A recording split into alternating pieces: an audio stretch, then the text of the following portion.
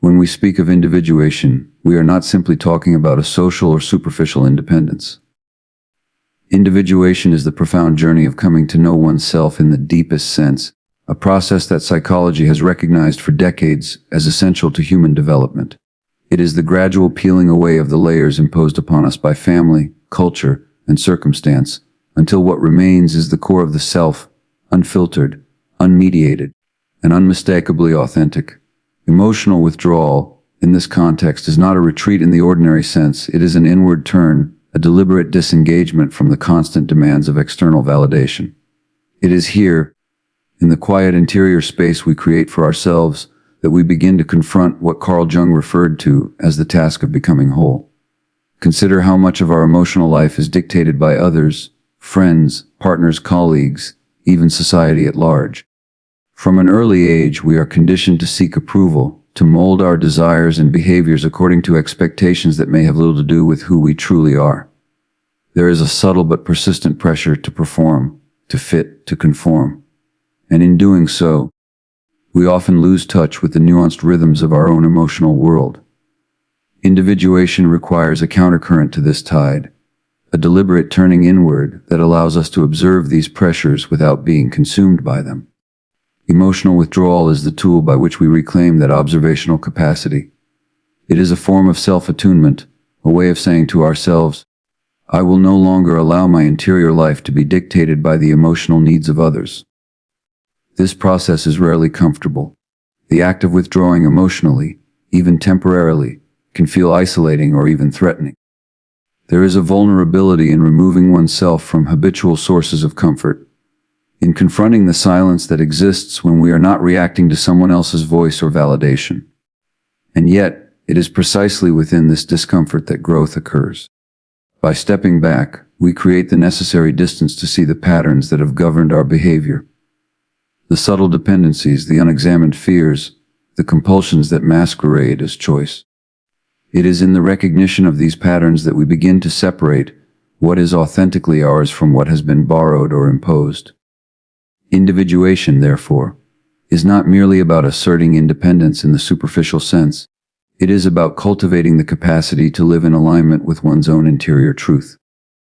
Emotional withdrawal, paradoxically, strengthens our ability to engage with the world more fully. When we have first faced ourselves without distraction, we bring to our relationships, our work, and our creative pursuits a clarity that cannot exist when we are fragmented or reactive. It is the distinction between acting from a place of authentic presence and acting from the accumulated pressures of external expectation.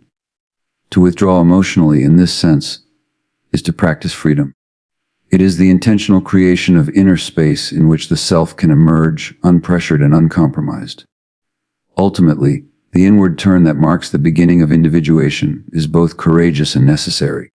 It signals a willingness to confront one's own complexity, to embrace the uncomfortable, and to prioritize the emergence of a coherent, self-directed life. Without this step, the journey remains incomplete, a superficial scattering of personality rather than the integrated emergence of selfhood. Emotional withdrawal is not a denial of connection. It is the acknowledgement that authentic connection is only possible when we first meet ourselves fully. And so, the journey of individuation begins not with a dramatic gesture outward, but with a quiet, deliberate turning inward, a commitment to know oneself in ways that the world will never demand. This is the first step toward freedom, understanding that to truly engage with life, we must first be willing to meet ourselves alone and unflinchingly. To understand why emotional withdrawal becomes necessary, we must first look closely at the roots of our emotional life, which are deeply intertwined with the attachments we form in early development. From the moment we are born, our emotional survival depends on others, our caregivers, our family, our immediate environment. The quality of these early connections shapes the architecture of the self, imprinting patterns of trust, dependence, and relational expectation that often follow us into adulthood. These attachment patterns are subtle yet powerful. They determine how we seek comfort, how we interpret love, and even how we understand our own worth. In many ways, they act as the hidden scripts we unconsciously follow, scripts that can either support our individuation or constrain it. It is important to recognize that these early bonds are neither inherently good nor bad. They are adaptive responses, often created under circumstances beyond our control, and they serve a purpose: survival. A child learns to read the moods of a parent, to anticipate approval or disapproval, to adjust behavior to secure care and protection. Over time, however, these patterns become internalized as emotional habits, often persisting long after the original circumstances have changed. What begins as survival can calcify into unconscious dependency, a form of emotional tethering that limits our freedom to know and express ourselves fully. Individuation requires that we bring awareness to these patterns. It is not enough to simply acknowledge them intellectually; they must be felt, explored, and understood at the level of lived experience. Emotional withdrawal is a vital mechanism in this process. By creating a deliberate space between ourselves and the habitual emotional entanglements we carry, we give ourselves the opportunity to observe the forces that have shaped us. It is in this space that we can begin to ask difficult questions. Which of my desires are truly mine, and which are echoes of early expectations? Which fears govern my choices, and which are relics of survival strategies no longer necessary? This inquiry demands honesty and courage, because it often uncovers uncomfortable truths about dependency, compromise, and the ways we have unconsciously surrendered ourselves to relational dynamics. This turning inward is not an act of isolation, but an act of reclaiming agency. In recognizing the influence of our attachment history, we can begin to disentangle from it without judgment. Emotional withdrawal, in this sense, becomes an act of liberation. It allows us to examine not only how we relate to others, but also how we relate to ourselves. By observing our emotional patterns with curiosity rather than self-criticism, we start to differentiate the authentic self from the conditioned self, the impulses that arise from genuine need versus those shaped by early adaptation. The process is subtle and ongoing. It is not about severing all bonds or rejecting intimacy, but about recalibrating our capacity for connection. Only when we have confronted and understood the emotional forces that reside within us can we approach relationships with clarity, presence, and choice. We learn to engage not from compulsion or unconscious obligation, but from genuine desire and conscious intent.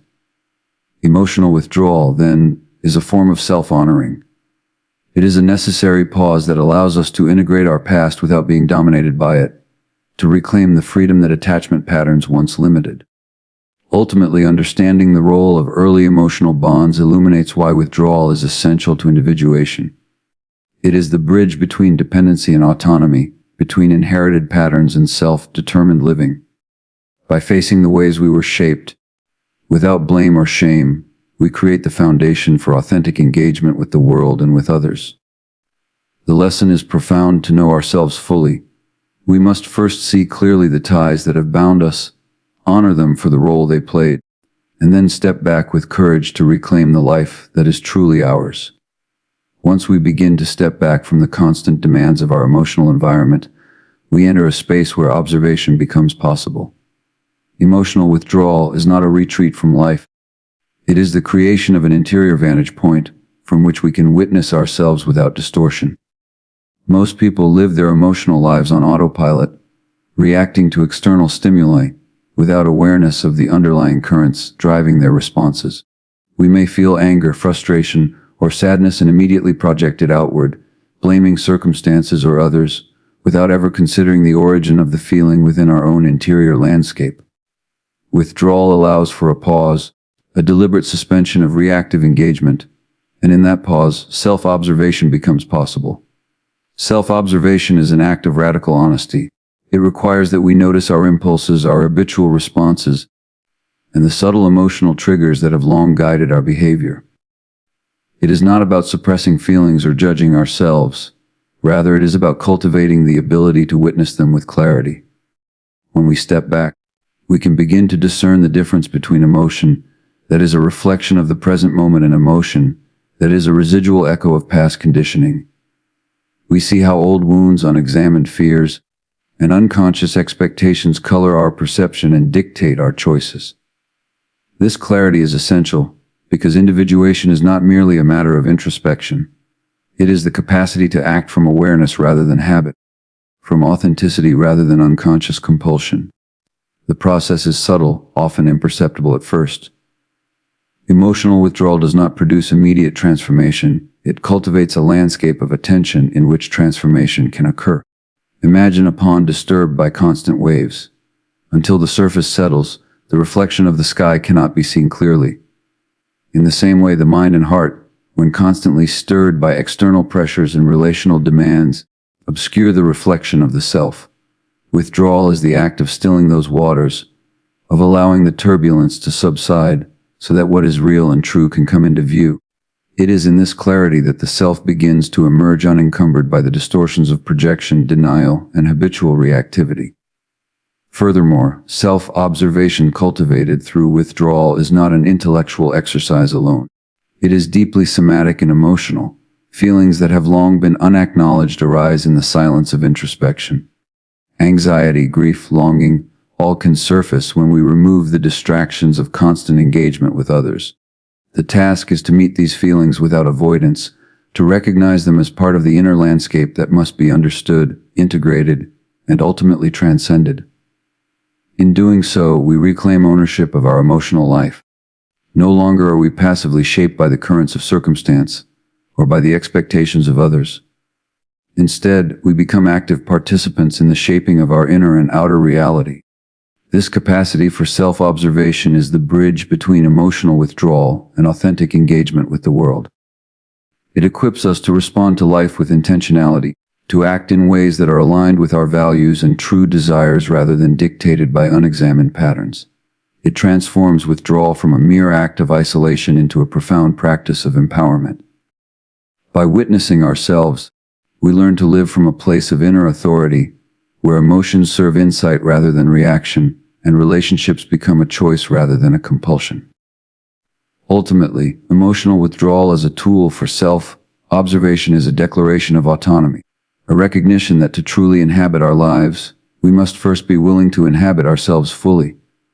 It is the deliberate creation of inner space in which clarity, integrity, and authenticity can flourish. The more deeply we cultivate this capacity, the more capable we become of living a life that is not fragmented but whole.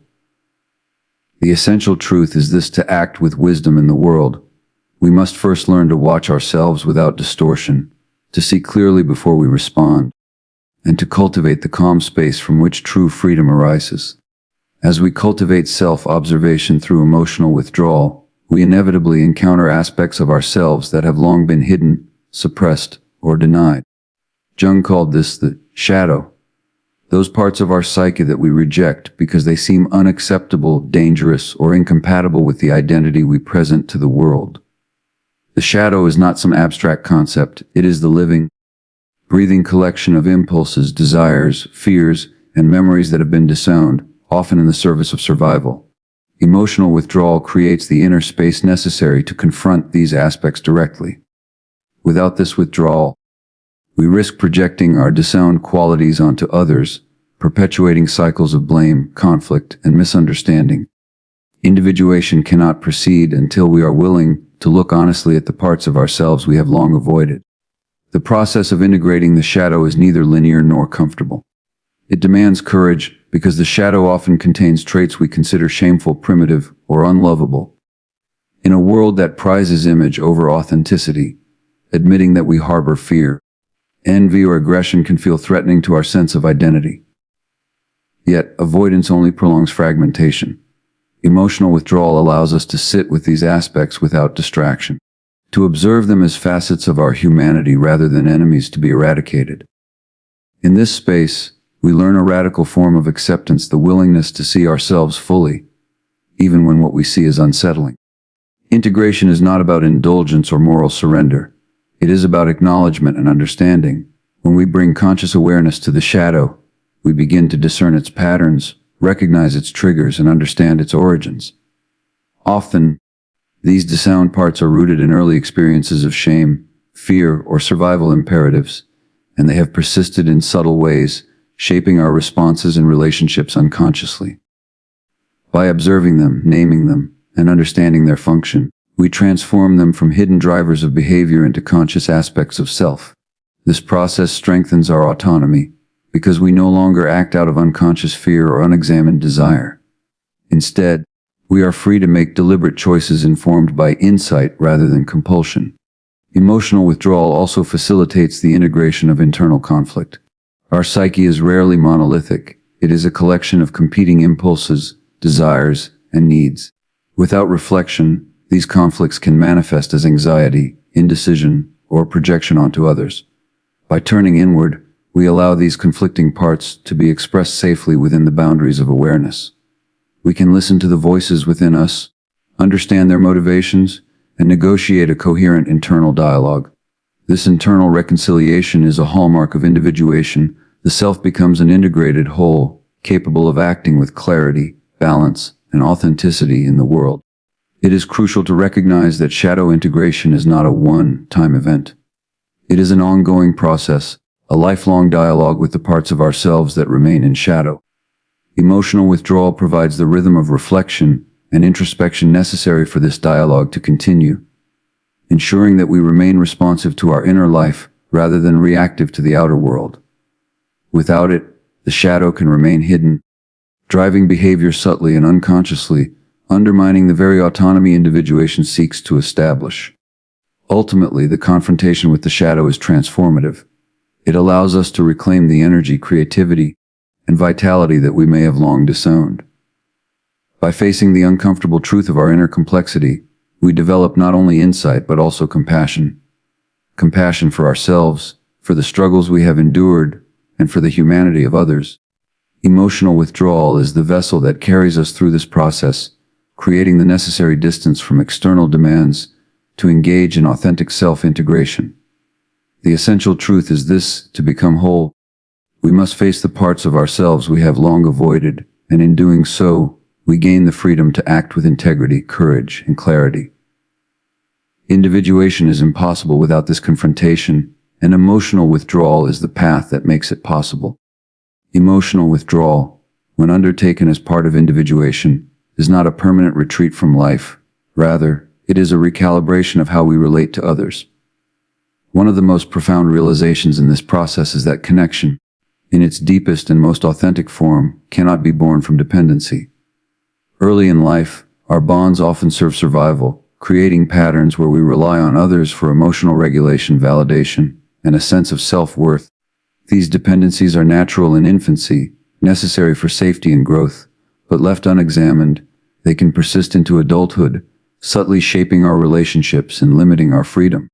Emotional withdrawal creates the space to recognize these patterns, and to understand that true connection must be chosen, not coerced by unconscious need. When we withdraw emotionally, we are not abandoning others. We are learning to engage from a place of self-possession. This is a radical shift. Most of us have spent years reacting to the emotional rhythms of those around us, adjusting our behavior to avoid conflict, to gain approval, or to secure closeness. Withdrawal interrupts these automatic responses, allowing us to observe relational dynamics without being swept along by them. In this distance, we begin to see clearly what our participation in relationships has been driven by: habit, fear, obligation, or authentic desire. The clarity gained here is essential because it allows us to redefine connection on our own terms. Redefining connection does not mean rejecting intimacy. It means approaching relationships from authenticity rather than compulsion. When we no longer seek approval or validation as a condition of feeling safe or valued, we can engage with others from choice, from genuine curiosity, and from mutual respect. Relationships become a reflection of our wholeness rather than a means of completing a fragmented self. In essence, withdrawal teaches us that engagement is most meaningful when it flows from autonomy. Only when we have cultivated our inner completeness can we bring our true selves into dialogue with another without losing our boundaries, our voice, or our integrity. This process also deepens empathy. Paradoxically, by stepping back from reactive emotional patterns, we gain a greater capacity to understand the experiences of others. When we are no longer entangled in unconscious needs, projections, or fears, we can witness others' struggles with clarity and compassion, free from judgment or compulsion. Withdrawal becomes not a retreat from human connection, but a preparation for it, a way to cultivate presence, attentiveness, and genuine responsiveness. The quality of our engagement is elevated precisely because it is chosen and not driven by unresolved dependency. Furthermore, this stage of individuation allows for a recalibration of emotional energy. The constant expenditure of attention on managing others' emotions or seeking their approval diminishes the energy available for creativity, reflection, and authentic expression. By withdrawing, we conserve and redirect this energy inward, allowing it to fuel self-understanding, growth, and the development of a coherent, resilient identity. From this inner wellspring, we can approach relationships with generosity and presence rather than neediness or reactivity. Ultimately, the practice of emotional withdrawal teaches a critical lesson that freedom and connection are not mutually exclusive. True relational intimacy arises when each person stands whole, grounded in their own being, capable of choosing engagement without losing themselves. Withdrawal is a temporary, intentional pause that empowers us to approach life and relationships from a place of clarity and choice, rather than habit and compulsion. The essential truth is this: authentic connection is never born from need alone. It is the expression of two whole, self-aware individuals choosing to meet in presence, respect, and freedom. Emotional withdrawal prepares us for this, making it possible to love and engage without losing ourselves in the process. All of the previous stages, the inward turn, the recognition of early attachment patterns, the cultivation of self-observation, the integration of the shadow, and the recalibration of relational engagement, culminate in what we can recognize as the final stage of individuation, emotional withdrawal. This is not withdrawal in the sense of avoidance or disengagement from life, but a deliberate, conscious mastery over the forces that have historically dictated our emotional existence. At this stage, the individual has cultivated enough clarity, awareness, and self-possession to step back from habitual emotional entanglements and observe both themselves and the world with detachment that is informed rather than cold or disconnected. It is the apex of self-realization, the point at which inner freedom is fully exercised. Emotional withdrawal at this stage is not about isolation. Rather, it is about autonomy, the capacity to participate in life on one's own terms, without being unconsciously driven by desire for validation, fear of loss, or compulsion to please. The self has become its own container, able to hold emotion, conflict, and uncertainty without fragmentation. This is the paradox of individuation. The more deeply one withdraws from the reactive pressures of the external world, the more fully one can engage with it. From this vantage, relationships, work, and creative endeavors are no longer arenas for compensating incompleteness. They are opportunities for authentic expression and intentional interaction. At this stage, withdrawal serves as both a protective and generative mechanism. It protects against being subsumed by the expectations and demands of others, while simultaneously generating space for authentic choice. The individuated person no longer reacts impulsively, nor allows old wounds, conditioned fears, or societal pressures to determine their path. Instead, they operate from a center of stability and clarity. They are capable of feeling deeply, yet they are not enslaved by emotion. They can love fully without losing themselves, engage meaningfully without being dependent, and respond creatively without being reactive. Emotional withdrawal is the tool that makes this possible. It is the conscious cultivation of interior space where autonomy and insight converge. This stage also represents a profound reconciliation with life itself. The individuated person has confronted their shadow, understood their emotional history, and disentangled from the compulsive relational patterns that once defined them. What emerges is not a sterile, detached self, but one that is integrated, vibrant, and capable of profound presence. Emotional withdrawal in this sense is not a final retreat. It is the establishment of a sovereign self that can inhabit the world fully while remaining unfragmented. It is the embodiment of inner wholeness. Moreover, this withdrawal allows for a new kind of engagement with others, one that is neither reactive nor codependent. Interaction becomes a choice rooted in clarity and authenticity, rather than a need to fill a void or to escape discomfort. Freedom at this level is relational as well as personal. It is the ability to connect deeply while maintaining the integrity of the self, to witness others without judgment or projection, and to participate in life with intentionality rather than habit. This stage transforms emotional withdrawal into an ethical and existential stance, the cultivation of a life that is coherent, resilient, and aligned with one's own values.